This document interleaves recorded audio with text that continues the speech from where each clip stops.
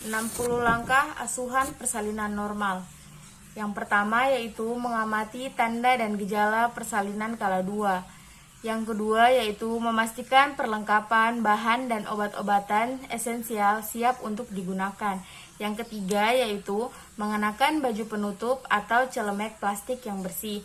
Yang keempat yaitu melepaskan semua perhiasan yang dipakai di bawah siku, mencuci kedua tangan dengan sabun dan air yang mengalir, kemudian menggunakan handuk 1 kali pakai. Yang kelima yaitu memakai sarung tangan dengan DTT atau steril untuk semua pemeriksaan dalam. Yang keenam yaitu menghisap oksitosin 10 unit ke dalam tabung suntik. Yang ketujuh yaitu membersihkan vulva dan perineum, menyekanya dengan hati-hati dari depan ke belakang dengan menggunakan kapas atau kasa yang sudah dibasahi air yang didesinfeksi tingkat tinggi. Yang kedelapan yaitu dengan menggunakan teknik antiseptik melakukan pemeriksaan untuk memastikan bahwa pembukaan serviks sudah lengkap.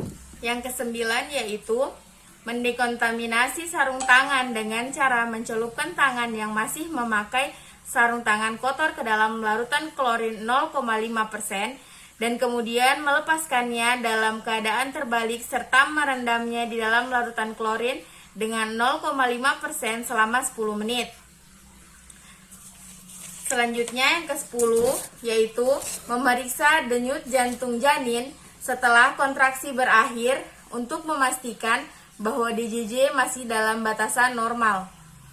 Yang ke-11 yaitu memberitahu ibu pembukaan sudah lengkap dan keadaan janin dalam keadaan baik. Yang ke-12 yaitu meminta bantuan keluarga untuk menyiapkan posisi ibu untuk mengejan. Yang ke-13 yaitu melakukan pimpinan meneran saat ibu mempunyai dorongan yang kuat untuk meneran.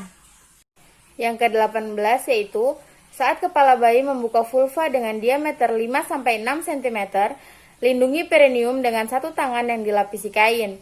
Letakkan tangan yang lain di kepala bayi dan lakukan tekanan yang lembut dan tidak menghambat pada kepala bayi. Selanjutnya yaitu membiarkan kepala keluar perlahan-lahan. Yang ke-19 yaitu dengan lembut menyeka muka, mulut, dan hidung bayi dengan kain atau kasa yang bersih. Yang ke-20 yaitu memeriksa lilitan tali pusat dan mengambil tindakan yang sesuai jika hal itu terjadi. Dan kemudian meneruskan sesegera mungkin proses kelahiran bayi. Yang ke-21 yaitu menunggu hingga kepala bayi melakukan putaran paksi luar secara spontan. Yang ke-22 yaitu setelah kepala melakukan putaran paksi luar, tepatkan kedua tangan di masing-masing sisi muka bayi. Menganjurkan ibu untuk meneran saat kontraksi berikutnya. Dengan lembut menariknya ke arah bawah dan ke arah keluar hingga bahu anterior muncul di bawah arkus pubis dan kemudian dengan lembut menarik ke arah atas dan ke arah luar untuk melahirkan bahu posterior.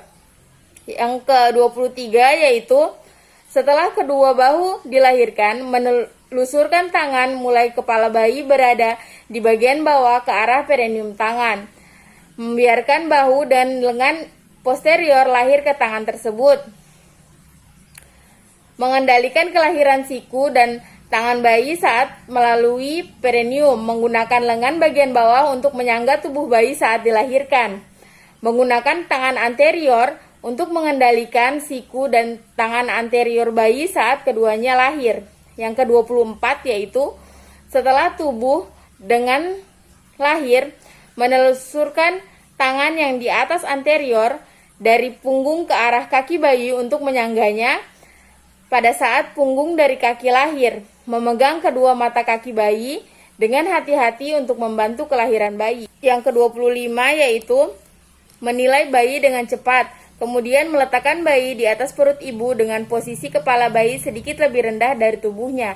Yang ke-26 yaitu segera mengeringkan bayi, membungkus kepala dan badan bayi kecuali bagian pusat. Yang ke-27 yaitu menjepit tali pusat menggunakan klem kira-kira 3 cm dari pusat bayi. Melakukan urutan pada tali pusat mulai dari klem ke arah ibu dan memasang klem kedua 2 cm dan klem pertama ke arah ibu. Yang ke-28 yaitu memegang tali pusat dengan satu tangan, melindungi bayi dari gunting dan memotong tali pusat di antara kedua klem tersebut. Yang ke-29 yaitu mengganti handuk yang basah dan menyelimuti bayi dengan kain atau selimut yang bersih dan kering, menutupi bagian kepala, membiarkan tali pusat terbuka. Yang ke-30 yaitu memberikan bayi kepada ibunya dan menganjurkan ibu untuk memeluk bayinya dan mulai memberikan ASI jika ibu menghendakinya. 31. Meletakkan kain yang bersih dan kering, melakukan palpasi abdomen untuk menghilangkan kemungkinan adanya bayi kedua. 32. Memberitahu kepada ibu bahwa ia akan disuntik. 33 yaitu dalam waktu 2 menit setelah kelahiran bayi memberikan suntikan oksitosin 10 unit IM di sepertiga paha kanan atas ibu bagian luar setelah mengaspirasinya terlebih dahulu. 34. Memindahkan klem pada tali pusat. 35. Meletakkan satu tangan di atas kain yang ada di perut ibu, tepat di atas tulang pubis, dan menggunakan tangan ini untuk melakukan palpasi, kontraksi, dan menstabilkan uterus, memegang tali pusat, dan klem dengan tangan yang lain. 36. Menunggu uterus berkontraksi dan kemudian melakukan penengangan ke arah bawah pada tali pusat dengan lembut. Lakukan tekanan yang berlawanan arah pada bagian bawah uterus dengan cara menekan uterus ke arah atas dan belakang dengan hati-hati untuk membantu mencegah terjadinya infeksi uteri. Jika plasenta tidak lahir setelah 30-40 detik, menghentikan perenggangan tali pusat dan menunggu hingga kontraksi berikutnya mulai. 37. Setelah plasenta terlepas, meminta ibu untuk meneran sambil menarik tali pusat ke arah bawah dan kemudian ke arah atas. Mengikuti kurve jalan lahir sambil meneruskan tekanan berlawanan arah pada uterus. Jika tali pusat bertambah panjang, pindahkan klem hingga berjarak sekitar 5-10 meter dari vulva. 38. Jika plasenta terlihat di introitus vagina, melanjutkan kelahiran plasenta dengan menggunakan kedua tangan, memegang plasenta dengan 2 tangan dan hati-hati memutar plasenta hingga selaput ketuban terpilin.